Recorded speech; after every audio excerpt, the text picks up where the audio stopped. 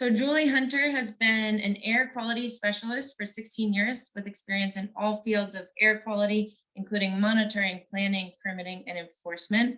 Currently as air pollution control specialist with Northern Sierra Air Quality Management District. She's the lead of the Targeted Airshed Grant monitoring program and the smoke management program. Julie received her master's degree in environmental science and health at the University of Nevada, Reno, and has worked in environmental science since 1996. So I actually met Julie a few weeks ago at the Plumas Trex event, and I was super impressed with her knowledge and sense of humor. So I'm really excited and grateful that she's presenting to our group. And with that, Julie, I will pass to you. Thank you, Cordy. That was a great intro. I appreciate that. Thank you. It was great meeting you. Good evening, everyone. Like Cordy said, I've been in air quality for 16 years. And I've only been with Northern Sierra Air Quality Management District for a few months. So I just started in November. So bear with me. I'm still trying to get the regulations down. My previous 16 years experience were in Washoe County in the Reno and Sparks area. So my jurisdiction for smoke management and some of the things that I'm doing here are on the Nevada side. So I'm still learning. And then also, please feel free to chime in, raise your hand, or do the chat. Cordy, if you don't mind, like monitoring the chat if somebody has questions, because I kind of want this to be interactive. Definitely. Again, I'm learning about your region and what we can do over here, but definitely very passionate about public health, as well as passionate about prescribed burning. So with that, I am going to start. I am going to share. Let's see. Are you seeing that? I'm seeing it. Great. Okay. And apologies because I'm going to look at this screen. Perfect. Okay. So there's my contact information. And it's going to go, I knew it was going to do this. Hold on. I'm sorry. Let me stop the timer. If I can. I've never used Google Slides, so I'm unsure of how to help you, Julie. I'm sorry. No, it's a whole different. Sorry about this. Just.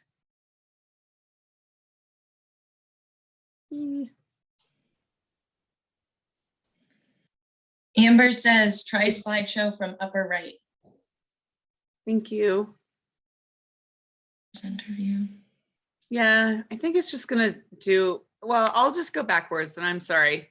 But so I will give Cordy all of my information. So I already introduced myself. So of course, I think as you all know, we have to follow the National Ambient Air Quality Standards. That's the criteria right there that we need to follow in order to maintain attainment or non-attainment in the areas that we're that we're designated to be the primary control air quality district. And that our district is covering Plumas, Sierra, and Nevada counties. So we are a very small group of 6 of us covering 3 counties. So we wear many different hats. So the National Ambient Air Quality Standards have 6 criteria pollutants that air districts are required to monitor for. The primary standards protect public health and the secondary standards protect public welfare. Showing you here are the 6 criteria pollutants: carbon monoxide, nitrogen dioxide, ozone, particulate matter, which is PM 2.5 and PM 10, sulfur dioxide, and lead. For the Northern Sierra AQMD, we monitor only for ozone and particulate matter. Lead is a population-based criteria pollutant, so over 500,000 population, that's when lead needs to be monitored for. As far as the other ones, carbon monoxide, we've had clean gas or, fuel for a really long time, so carbon monoxide tends to not be an issue. And being such a small district, we're really only, the pollutants that are of concern are ozone and PM 2.5. So those are the only two that we monitor for right now. And of course, the biggest pollutant in, and I kind of want to make this interactive, but I don't know, I've never done interactive via Zoom. I always am in person.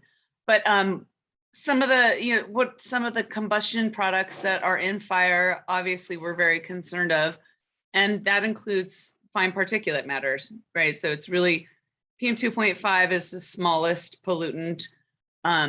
It's, as you can see in the diagram, it's 1/30th the diameter of hair, and you can get it like deep in your lungs and even into your bloodstream. So it aggravates all different kinds of things, lung function, asthma, and as we're learning now with COVID, it exacerbates COVID symptoms and even makes you more susceptible to getting COVID.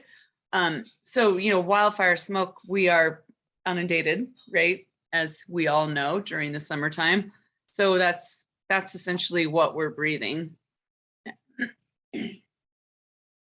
One other, I might have a slide on this next, but they're kind of, I think I'll go into ozone if anybody has questions about ozone, but this is showing you the National Ambient Air Quality Standards. So these are the standards that we have to meet. We have to actually keep these criteria pollutants underneath those averaging times. So for ozone, 8 hours, we need to keep that under 70 ppb. We monitor for ozone in Grass Valley. Ozone is a chemical reaction and it can only be created in sunlight. So Grass Valley, so if you think of Portola and Grass Valley, how much different it is between the two.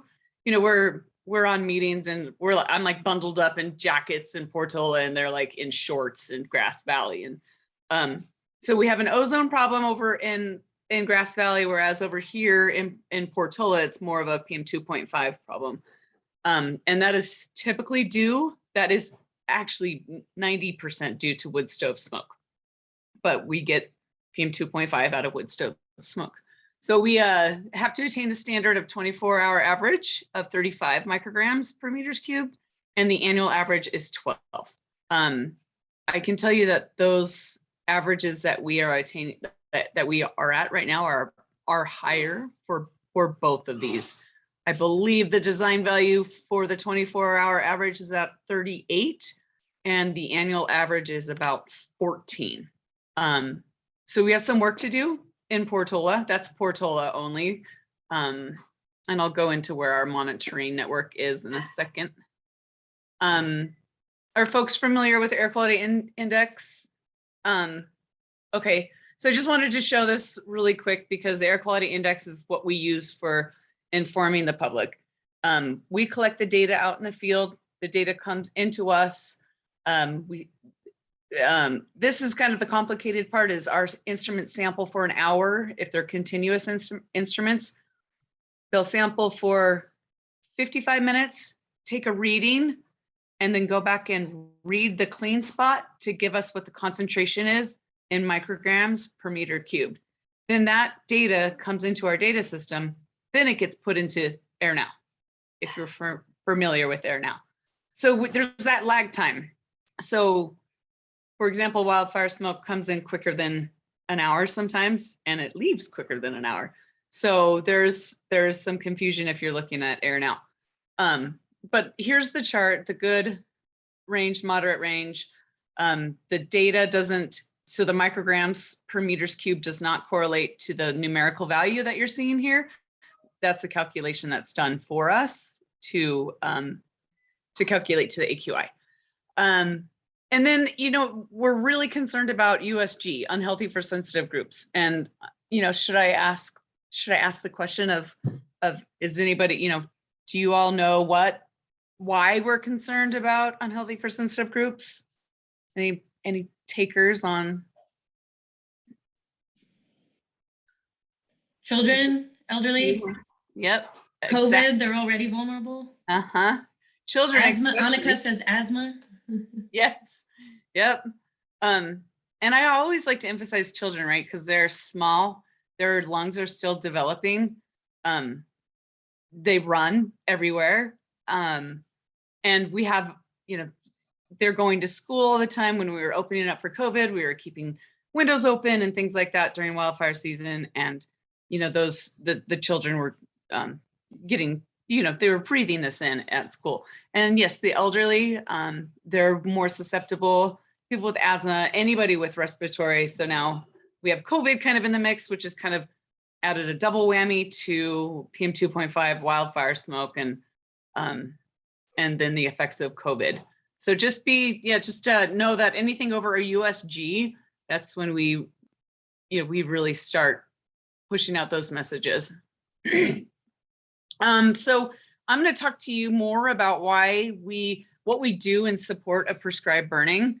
And there's two types of burning. There's pile burning and there's understory burning. And these are an example of both. So what we all adapt and adopt in air quality districts is a smoke management plan or a program. So what we do, and it differentiates in every county except for Northern Sierra Air Quality Management District. The smoke management plan has been adopted by CARB, the California Air Resources Board. Whereas, and I'll just do a little bit of my old history because I spent so many years there. In Washoe County, we were our own agency. We didn't go through CARB. It was directly to EPA, whereas Northern Sierra Air Quality Management District has a go-between. So we work with CARB, who works with EPA. Because CARB is, California is so huge, they need to kind of divvy up the state into different PQAOs, which was what I was referring to earlier, the primary quality assurance organizations. But it's all the same concept, right? Is we review smoke management plans. That's a requirement in order to burn anything over 10 acres. We issue air pollution permits to any non-residential burn and residential burns that are over 1 acre. So those are the two criteria for permits that need to be obtained for Northern Sierra AQMD. And we provide that authorization to burn, whether it be, well, we always submit a permit, but some of the larger burns, we're going through PFERS. I'm sure some of you are familiar with PFERS. That's the Prescribed Fire Information System. Those are our larger burns, which are like forest management, agriculture, anything that it really requires a smoke management plan. And of course, we always talk about alternatives to burning. So making sure that people are chipping or masticating or doing things like that to, or hand thinning or preparing the land, which typically people do before they burn. We provide education and outreach, and we're hoping to do a little bit more. I'm hoping to do a little bit more of this since I've come on board. There's so many people burning over here, which is great, and also very, very busy. So in Washoe County, I was only used to about 4 or 5 land managers that were getting permits per year. And now, for example, I issued probably 10 just last week. So, there's that education and outreach portion, especially to residents that are burning on large acres. But we go out and we're on the burns, and that's kind of one of the things that we want is for the citizens and the media and people to see that air quality is on site and that we know what folks are doing. And then we incorporate surveillance and enforcement if needed. Surveillance is mostly like how the smoke is doing, where the dispersion is, and if it's not dispersing well enough, then we'll talk to folks about how that would work, or if the meteorology is not totally in key with prescription, we'll talk about that. And then we have a monitoring network, which I have a few pictures of our monitoring network. I see there's a couple things in the chat. Are there some, tell me to answer anything? Just let Julie, me. yeah, it was just a clarification on the PFER system, but I believe you'll be covering that interactively too, right? Yeah, I should have a it won't go backwards. Yes, I should have a, sorry.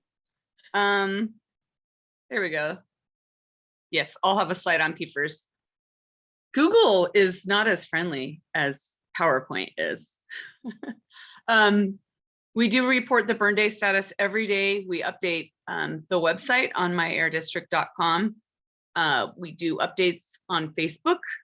So there's also some outreach material on there, learn before you burn. We also have a burn flyer that I have available to me if I need to go and speak with folks that are, doing residential pile burning. Sometimes just that little education of making sure that their fuel is not wet and, that they're getting a good, clean, hot fire. And we also update, this is the main hotline right here. If you're interested, I can even throw it in the chat, or Cordy can provide these. I don't know if you're going to provide the slides, but that's fine too. But this hotline will take you to 5 different locations. So it'll ask you if you're in Sierra County, Nevada County, Quincy, Portola, and then you can, see what the burn day is. And we update that burn day. We do work with CARB. We do follow the California Air Resources Board. But there are times that we do shut down burning for CAL FIRE. CAL FIRE, if they determine that a day is not an okay day for burning because of the difference in topography between our counties, we will call a no burn day, in cooperation with CAL FIRE. So here's some of the things that we do for pre-burn planning. We do monitoring, that's the wonderful monitoring network up on top of Portola, which is super fun to get to in the wintertime. So we do monitoring, smoke modeling, smoke messaging, and then we also participate in the surrounding air district coordination call. 1300 call is what we call it, and that's a go around of the entire state of California regarding weather and prescribed burns that are going to occur. Just thought I'd throw in this slide here. Here's our monitoring network. These 2 pictures here, can you see my cursor? Okay, these 2 pictures are of the instrument that's in Chester. This one is Quincy. We have what's called an FRM, and then this is a continuous PM 2.5. And then this is the roof of Portola, which I was showing you just in the last picture. And these 2 are PM 2.5 instruments. This is what's called an ERG. That one samples for organic carbon and elemental carbon. I have a few more instruments kind of behind this picture. There's one that's speciation, so they can actually speciate 16 different elements that are pulled through our air. And then I just thought I'd show you some of the conditions that we encounter sometimes when we're not actually able to. This is the ladder up to this site right here. So this winter it was completely frozen solid. And then the next day when we were able to open, this is kind of a safety gate so nobody can get onto the top of the roof.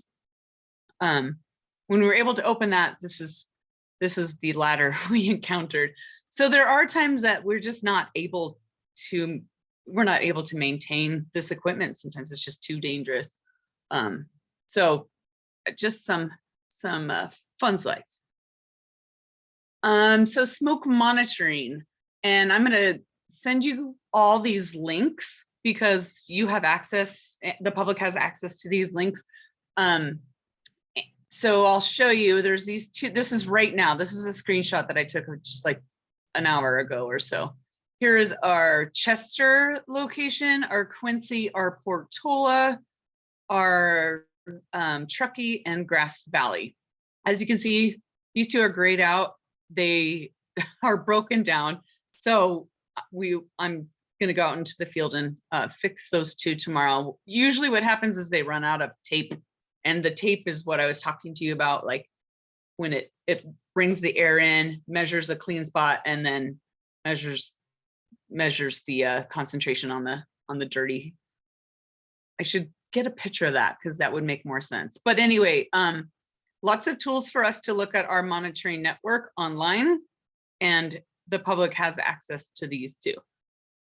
We do smoke modeling. So this is a model that I just ran a few minutes ago of a prescribed burn in Quincy. And what I could do is I can put in the latitude and the longitude, the acres, what kind of burn it is, like a pile burn or an understory or even a wildfire, and determine the emissions out of that fire.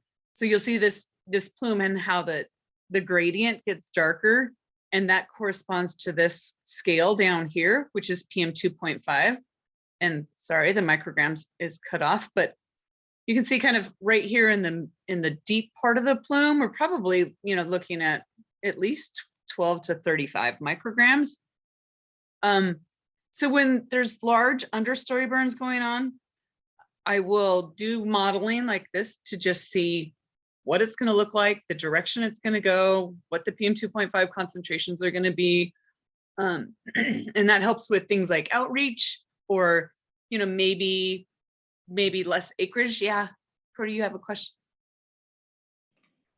Hey, Julie, first, Max Miller has a question. What is smoke messaging? But also, could you define what a large prescribed fire is to the air district? Okay, sure. Or like maybe a range of sizes. Yeah, probably. I think I have the next slide is smoke messaging, but a large prescribed fire, I would, so because the fuel loading is so different, I'd say anything over 5 acres. We like Cordy was mentioning, we did a Trex last weekend and we did some modeling. Sometimes the plume didn't show up at all. And that's because this model is based on the previous day's meteorology, for one. So it's a model, and if it's taking the meteorology from the previous day, it could do something, although the meteorology is pretty, it's already forecasted. So that's into these models. But we were putting in 20 acres just to kind of play around with, and we weren't getting much in the way of PM 2.5 concentrations. So, I've been on prescribed burns, and I have a really good slide at the very end to show you it's a comparison between a prescribed burn and the King Fire. And it was a 12-acre understory burn, and it was only in the moderate range for the entire day. So again, I'm not as familiar with these fuels, with the fuel types here in Plumas County. They're much heavier fuels, but still, in that understory burn, it was in Incline Village, which is North Lake Tahoe. So similar fuels, but maybe not as heavy fuels because they've done things like first, second, and third entry on these units.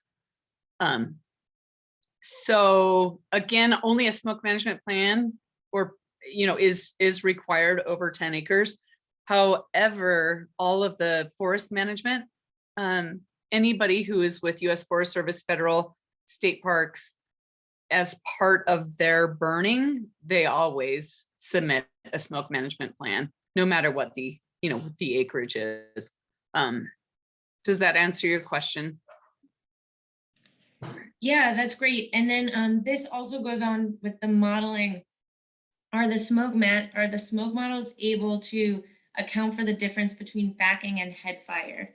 So That's like a good ignition tactics. Yeah. Sure. Yeah, sure. And one thing I didn't really explain in my, just real quickly in my bio, is I'm an air resource advisor. And so I get deployed to wildfires as part of the plans section. And I work with the FBAN, the fire behavior analyst, and the IMET, the incident meteorologist. And one of the things that we work with the operations section on is what's going to happen overnight. Are there going to be firing operations overnight that we need to include in our models? Because that will definitely change the models, because it's based on consistency. Again, in a wildfire, it's like the model thinks if it burned 100 acres yesterday, it's going to do the same thing today under the same meteorological conditions. However, if they do firing operations at night, to catch, to catch it somewhere or do a backfire, we really need those acreage, and that fuel loading that we can input into the models to make up for that. So yeah, otherwise it's skewed. It's a model, you know. I mean, we can overestimate, which is some of the things that I've done. If somebody, for instance, is doing a 20-acre understory, and I can model for that, but they only take 5 acres or 8 acres, you know, we can get the worst case scenario.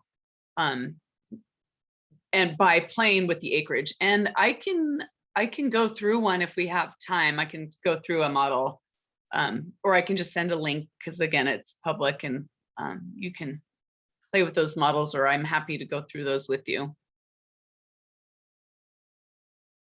That, just want to make sure I answered your question. Yeah, perfect, Julie. I think what Brendan was getting at with that question was that backing and head fire and broadcast burning create different smoke, but it's also much different weather, so it might not even come up in those types of models. But regardless, Brendan, I might let you save that until the end, and I'm gonna let Julie, I'm gonna let you go through, and maybe we can answer questions at the end. Okay. Okay. And we can maybe go through a model, and I can show you the inputs. It's powerful, and they change it all the time to make it better. Here's your smoke messaging. What we really do is we utilize Air Now, right? Because you can see what the dial is depending on the location. I'll also show you the fire and smoke map in a few minutes, and that will show us what the AQI is. Again, you have to remember that sometimes, you know, like wildfires, they blow in and blow out so fast. Whereas with prescribed fires, we're really getting a consistent all day reading, and it's controlled. It's typically from 9 to 3. And it's a controlled, under controlled meteorology, and it's only for a day. Whereas, yeah, I'm sure you guys have all seen the smoke blow in and then blow out within a few minutes, depending on the weather that day. So we use messaging, and we'll do outreach, we'll field calls, we'll put it on the website, update, you know, I think that they do. And if they don't do a hotline, you know, a smoke hotline, I think that's something that I can bring up to our APCO to get some smoke messaging out there during wildfires. But really, the air quality index is how we message to the public. And then I could go back to it, but you know, each color has its own health message and pertaining to the pollutant. So really, anything over USG, we're asking the sensitive groups to stay indoors, and anything over USG, which is unhealthy, which is the red, we're really asking everyone to stay indoors. That would be kind of the point where we would talk to schools about canceling recess or canceling practices for football, or, you know, outdoor events, or maybe bring recess inside. So really, that dial, you know, it's a good visual for public health, and it has each of their own health messages. And so here is a list of the prescribed fire tools, and I am thinking I'm gonna try this and go to, did you see that I went to PFERS? Okay, so if you're not familiar with PFERS, go on there. It will tell you who's burning what, where, when, pre-planned. It'll tell you the agency.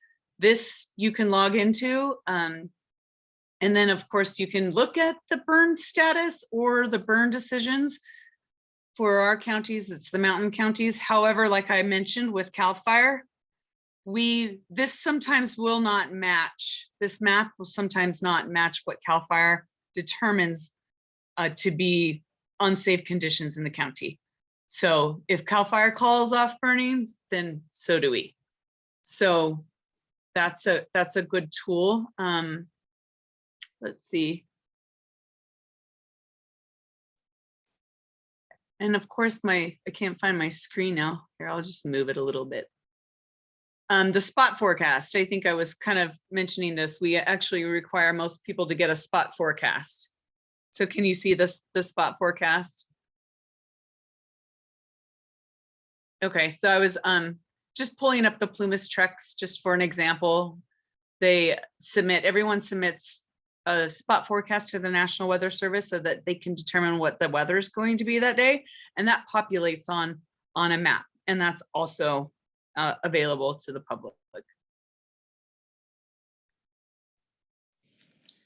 Hey, Julie. Yeah. Amber, I believe this question was regarding PFAS.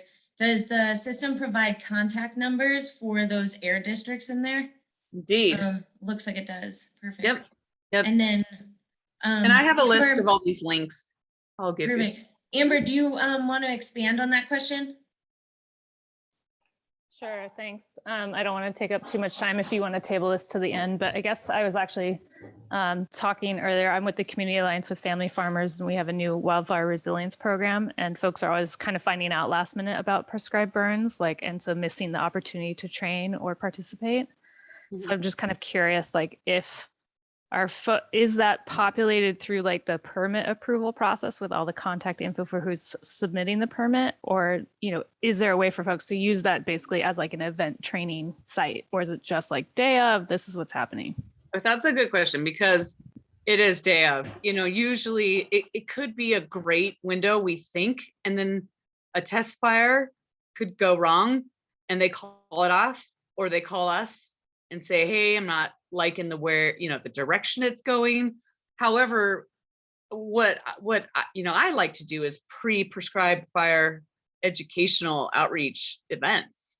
And that's where, because it takes a long time for some of these people to put together these large burns, right? It's not just somebody in their backyard just burning a few piles. It takes sometimes years of planning, and they use the same burn plan and the same smoke management plan, but maybe they couldn't accomplish those acres. So then they're going to go back in and try it again next season.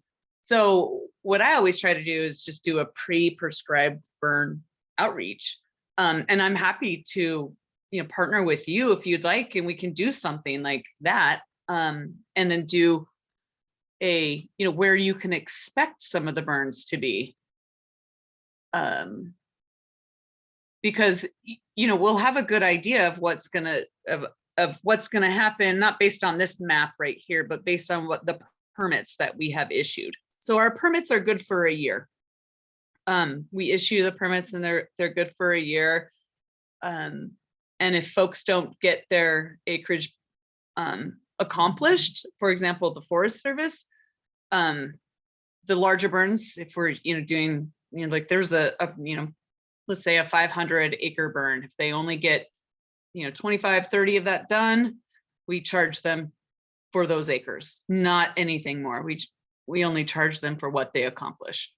So it's really an emission-based charge per acreage, if you will. But we know where they're going to, we know, we have a great idea, and there's a lot of people that have burn plans that are actually good for, and Cordy, correct me if I'm wrong on this side of the mountain, but sometimes, there was a burn plan for the Incline Village district that was, they had been trying to get into those units for 2 or 3 years. So once they can get in there, we have an idea of what's going to be going on in that season. That is music to my ears, Julie. You will definitely be hearing from me. I would love to coordinate on that. So yeah, thank you. Absolutely. That'd be great. Awesome. Okay, I'm gonna close out PFAS, and I'm just gonna get myself lost. And the other thing I wanted to show you, I think is next, is, are you all familiar with the Alert Wildfire website? It's alertwildfire.org, and I use this all the time. It's broken into, so we have but this is in UNR Seismology Lab has put this together, and it started out in Lake Tahoe. Honestly, it started right here in the greater Tahoe region, is to identify wildfires prior, so folks could get on them a little bit quicker, but it's also very useful for prescribed fire. So I use it for plume dispersion. If somebody's doing a prescribed fire and I'm on the camera and I'm not on the fire and I can see it, and the burn boss is calling me and they're like, what do you think? And I'm like, it looks great from here, you know? Or it's laying down a little heavy and they're like, okay, we'll back off a little bit. So this is a super powerful tool for anybody during prescribed fire or wildfire. Here's the Shasta Modoc area. You can scroll in and out on this map and kind of find where you want to go, or you can scroll down here. And the beautiful thing of this is we have the power to move the camera. So there's contact information within this website that if, let's say, if there's a large prescribed burn going on, we can contact that person who we see who moved the camera last and say, hey, can you rotate it, you know, just a little bit to the west? There's a prescribed burn we want to keep an eye on. So this is just a fantastic tool. And the other thing I really like about it too is I can watch the sunset from anywhere. I could just sit here and watch the sunset. It is kind of funny. Sometimes vultures will land on some of these and there's just a vulture in your way, but this is a great tool here. So let's see, the next thing I was gonna go over, but I think you guys are all aware of Air Now because I showed this dial. The fire and smoke map. This is a new, kind of a new product that I'm gonna scroll in. Can you still see this? The circles and the squares? Okay, so the circles you'll see are the regulatory, so those circles are our regulatory monitors. Those are the ones that are that we have to collect the data for EPA, National Ambient Air Quality Standards. What is really cool is that these squares have been incorporated into the map, and those are purple airs that citizens or air districts have put out. And if they meet a QA/QC check from EPA, they will populate onto this map. So they have been, you know, quality, you know, QA/QC'd and had a correction factor added to them so that they're representative of what the regulatory monitor is. Does that, I don't want to like, but it's just such a powerful tool because like, if we're in the middle of, you know, rural Nevada, there's, you know, really nothing, but once you add these purple airs out here, it's just another tool. So you can click on the purple air, you can click on a trend. This one doesn't have a trend going recently, but you can click on the air quality, hourly, and if anybody wants me to describe the nowcast versus the hourly, I could geek out on that, but it's very complicated. And then you can get a 10-minute average. So at first, when they were bringing purple airs onto this map, you know, air districts were kind of hesitant because purple airs are very reactive. They react really quickly, and sometimes these purple airs will be in hazardous, and people would call us going, my purple air is in hazardous. And in the beginning, it's kind of funny because we'd be like, well, where is it? Oh, it's like right above my barbecue. And we're like, so are you barbecuing right now? Yeah. Well, that's why I hear purple air is in hazardous. So they take 3 second averages between the two sensors that are in there, and then they take an average. So at first they were kind of a nightmare to an air district, but now now that we have a little bit of QA/QC with EPA, it's become a beautiful tool. So any questions on that? All right, let's see. Just quickly, how long does that unit last, you'd say, like on average, before you have to replace something like that or recalibrate it or something like that? That's a good question. I think, you know what, you would rather just replace it because they're only $250 and anybody can purchase them. I can include the purple air map, but you would really just you'd want to replace it, recalibrating it. It's a visibility monitor, so it's not sampling, you know, it's not taking the tape measurement, so it could get clogged pretty easy. And then you have to be aware, like there are some lemons in a batch because they're made for citizen science, which is why it took EPA a long time to come up with a correction factor to populate it up onto this map. But yeah, they're available to anyone. They're very easy to install. They're only probably about, this big, and you can really put them anywhere. So we're hoping to buy some more. I just had a meeting today, and we're hoping to buy 20 purple airs for our counties. So those are hopefully more instruments that'll pop up on this map. Awesome, thanks. That seems like it should be standard issue for any FireWise council. Sure. And we're using them too also for like wood stove hotspots, like where should we really focus on wood stove changeouts? Are there certain areas or pockets, that we could focus on and do more outreach and really, because we have lots of funds. We have a lot of, grant funding for our Targeted Airshed Grant that we can help, reduce those emissions from wood stoves if we can just find those. So that's one of our big goals that we're working towards right now too. And I know we're running out of time. I think it's an hour, right, Cordy? Sorry. Here now, fire and smoke map. Got it.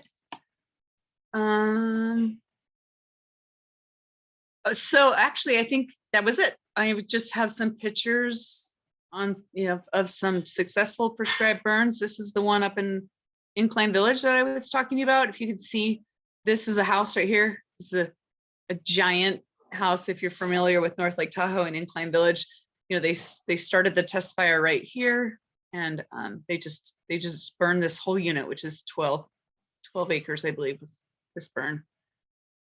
So we monitor the smoke dispersion, just making sure that we're getting good lift. And this is kind of cool. This is a view from when I was driving away from the fire up on Highway 50. Not Highway 50, sorry. Highway, where was I? Up in Lake Tahoe.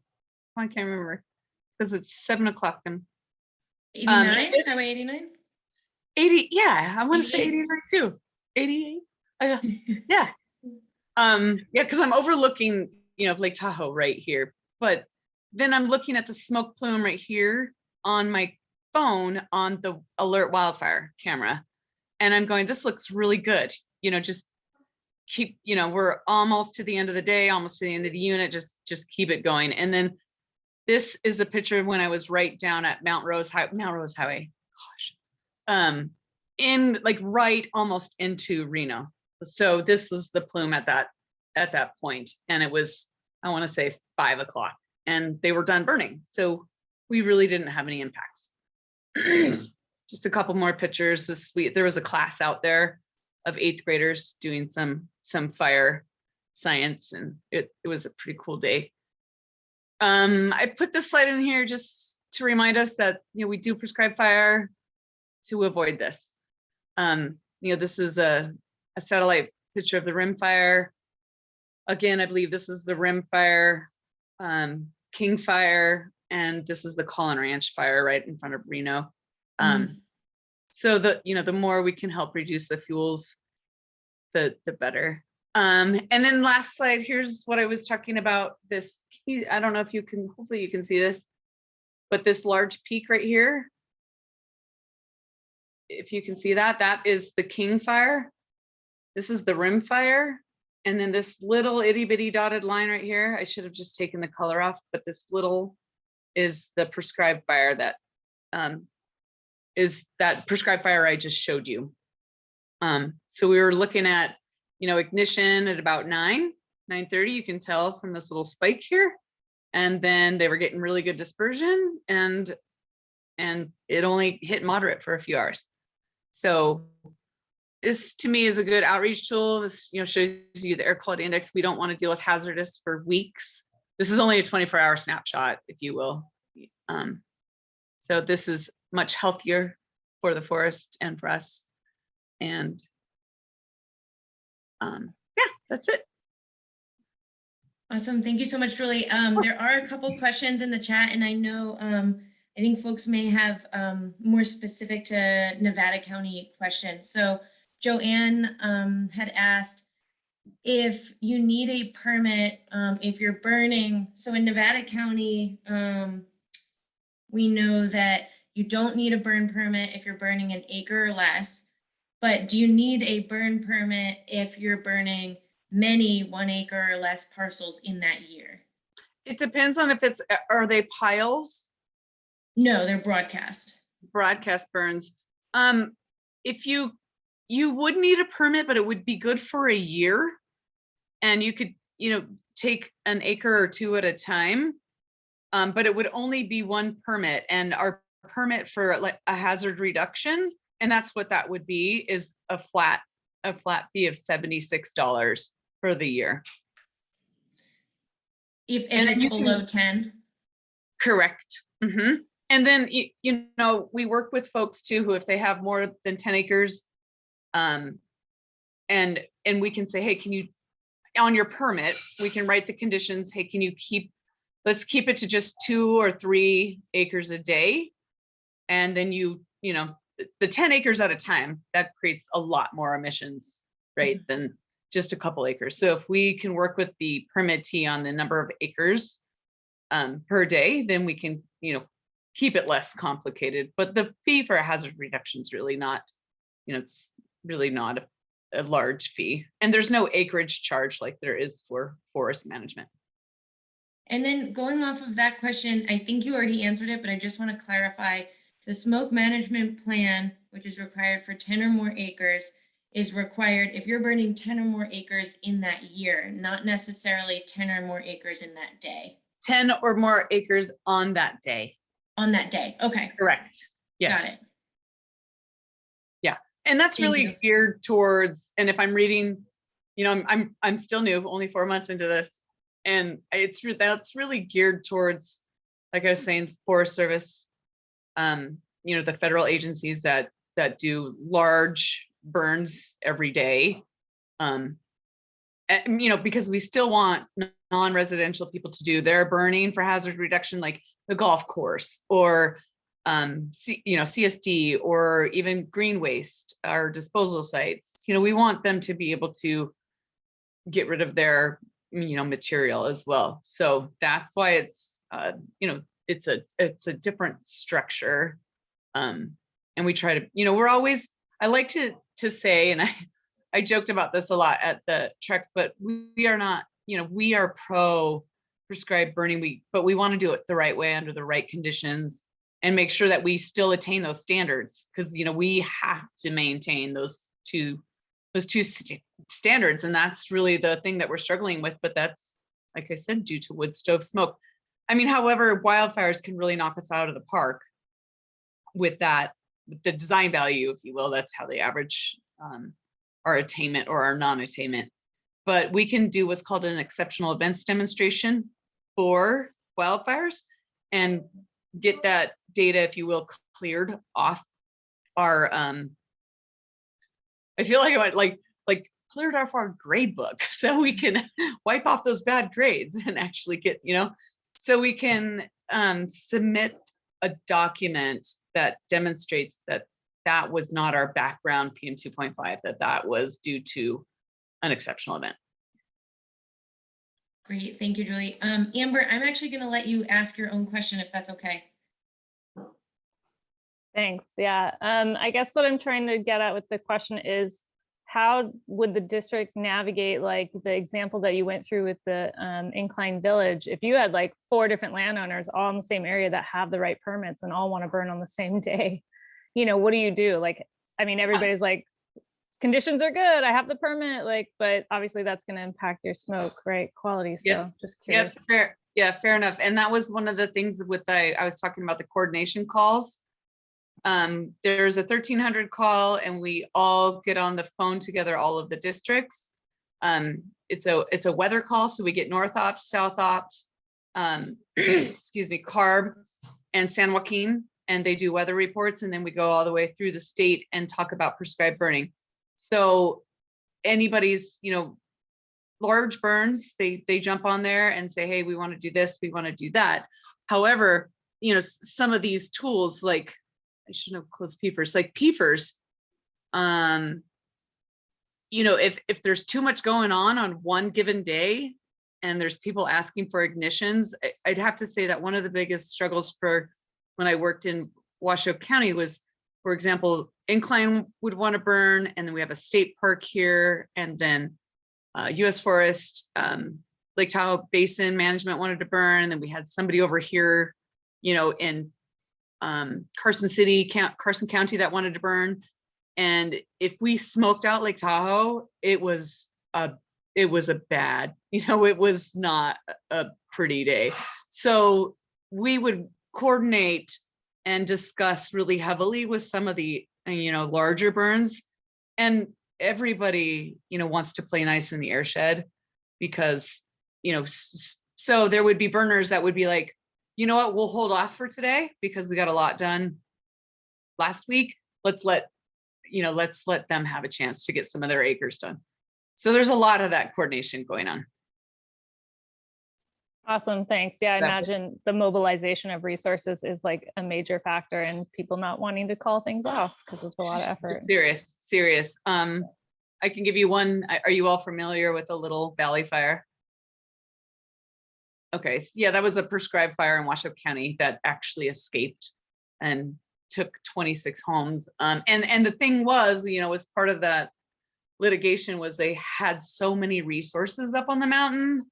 But that's no reason to continue burning, right? I mean, that's not why the burn itself went wrong because the fuels were too wet. The escape went wrong because there was nobody on. The mop-up wasn't complete. But you're right. I mean, they probably had $20 million of resources up there, and it was wet, and they had scientists up there from DRI, UNR, and it was this it's rough for some of these guys to call it off. And I worked with a few land managers that are like, if there's one itty bitty thing off, we're calling it. Their test fire doesn't go right, they just take care of it. So it's really a lot of it's all about the relationships, right, that we build. And that's my priority, is building those relationships with the land managers or even the property owners and talking to them like, hey, I'm not here to say no, and I'm not here to shut you down, but we can work together to do it right, and that I think is a big public outreach tool that we're missing, especially maybe with the media.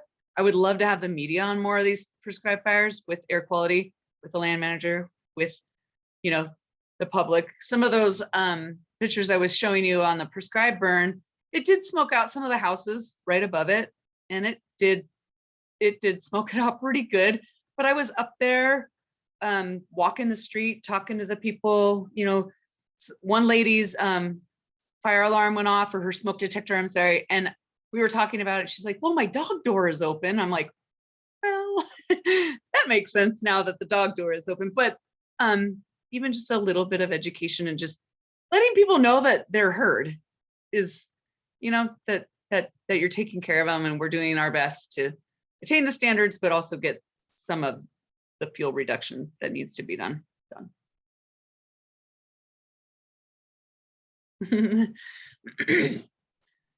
So sorry if I went too long, or am I right on time? No, not at all, Julie, you're right on. Yeah, so it is about 7, and I want to be respectful of everyone's time, but I also want to make sure everyone got their questions answered. Brendan, did that modeling question that you asked at the beginning, did that get answered for you? No, not entirely, if we have a second. Yeah, sure. Or Julie, is that okay if he expands? Yeah, of course. Yeah, so what I was wondering was whatever variables you're able to punch into that smoke modeling software, is there a way to account for different ignition patterns, or is it just an average, or how does that work? So that is, let's go back. I will show you the model. Ignition patterns, no. So here's the website here, and I'm working with last year's version. I haven't had time to work on this year's version, but you can choose your fuel bed, which to be quite honest with you, the FCC codes haven't been updated in quite some time. So, ensuring that your FCC codes are more like your fuels that you're looking at, which is, we are finding it's more obviously heavily dense than what's populated here. Again, and then it defaults to moist. And I don't know when the last time we saw any moist fuel, unless it was right after the rain. So you default that. And then your number of days of firing. I use the defaults a lot. So again, it's a model, but then we also have, it's not my, this is above and beyond my scope of these. The folks who do these tools, who prepare these tools are just, it's incredible what they do. I'm trying to show you the new version and I'm just not finding it. But as you can see, every version is, they're updating it to do some more drop downs. So I think that the newer version, and hopefully this answers your question, has more options to add into that model other than just lat, long, what type of fire, the fuel loading, the fuel moisture, and your dispersion and your timing and your meteorology. So, and I'm happy to go over that if you're interested. And we can play with a couple of burns. If you have burns, or some of the burns that we have, we can just do some plumes, but it's a pretty powerful tool if it's, it's a model again. Does that answer your question? Yeah, that covers it. You definitely have more pull with any of those people than we do. So if you ever do have a conversation with them, you should bring up that topic Sure. of ignition patterns. How would you do that? I mean, Sorry? how could you see incorporating a data field for ignition patterns? But okay, I'm thinking and talking. Off the top of my head, I would do it as like a percentage of that area, because you punched in, say we have 3 acres. I would do what percentage of that flame front would be head fire versus the percentage that would be backing fire or flanking Gotcha. fire, because they'll have different smoke productions. Got it. Okay, got you. Okay. And then I guess yeah, because I'm just thinking about people coming up slope, right, and down slope, and Yeah, exactly. all And of then, those factors. Okay. yeah, because if it's taking an average, that would be true for a wildfire that's Sure. propagating outwards. But if you're doing like a single front backing fire on, like we just did one this weekend, we did like 15 or 20 acres, and it had like almost no smoke production until the very end when we ran a little head fire. Sure. Okay, I got you. No, that's a great idea. Yeah, let me think on that and talk to the folks who write the tools or put these together. That's a good, yeah, that's a good suggestion. It's definitely different. And then, yeah, if you feel like going through any of this, if I can help in any way with modeling, of course, in our counties, I'm happy to do so.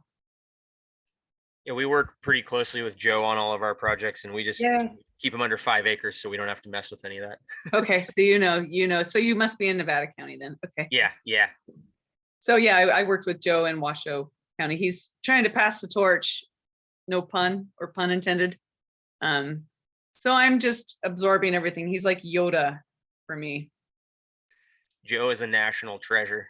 Totally. When I first started doing smoke management in 2008, I was like, Joe was kind of my go-to. So yeah, he knows his stuff. I had another thought, but I lost it. But I like this idea of adding this into. Yeah, let me look into that. That's interesting. Cool. Thank you so much, Julie. All right, one more question, Julie. You good with that? Yeah, sure. All right, Amber, shoot. I'm sorry, I'm definitely nerding out on this, but I'm curious because I'm trying to wrap my brain around how to help folks navigate the process, right, for understanding what's required to really start conducting more of this. Mhm. And so I'm wondering if there's like a plan amongst the air districts to kind of produce like a unified one pager, like if this, then that, like type thing, just that helps guide people through the process. Yes, there is. We have, so are you talking in Northern Sierra, the mountain counties, or are you also talking like El Dorado and Placer and? Sorry, my program is statewide. So Gotcha. okay. I mean, if I had things my way, it would cover all of the air quality districts. Okay. But I understand that things kind of move at the pace of whoever like needs those things first. Right. But maybe we can model it later in other districts. So I'm just kind of curious if there's existing resources and stuff like that I could start building a farmer-centric version for. Sure. And there is, we have a flow chart for Plumas, Nevada, and Sierra. Ann Hobbs has one for Placer. I'm not sure if Candace has one for El Dorado, but Ann and I were working on that flow chart together because I know that's one of her, that's something she wants to accomplish. And when she brought it to my attention, I was so brand new to California regulations that I was like, it's so different everywhere. So I will follow up with Ann, and if she's taken that to CARB, because if we can get CARB to sign off on it, then there we go, right? So and it's pretty uniform. If you're non-residential, if you're non-residential, you need a permit no matter what. If you're residential over an acre, you need a permit. If you're residential under an acre, you don't need a permit. And do you mean residential zoned? Because I know there's like ag and residential crossover. Yeah, that's why we do a whole lot of talking with, I've learned a whole lot from Joe, because I'm like, Joe, let's just put like an application online. So it eliminates, one small step of me being on the phone with somebody that might want to be doing something other than talking to me on the phone while I navigate our database. But yeah, I think we can, I think we should make it uniform, but again, it's so hard with all these different counties being so different in topography and weather, and kudos to you for taking on the whole state, because 3 counties is like overwhelming. And it's just so different from one side to the next. But yeah, I will do some research into that, because we do have an agriculture, category. We have vegetation management, we have hazard reduction, we have forest management, we have ditch. These are all the different permit types we have. We have about 7. So we really do a lot of talking to the people, and a whole lot of it is like, so what are you burning? You want to tweeze out some of those folks that are like,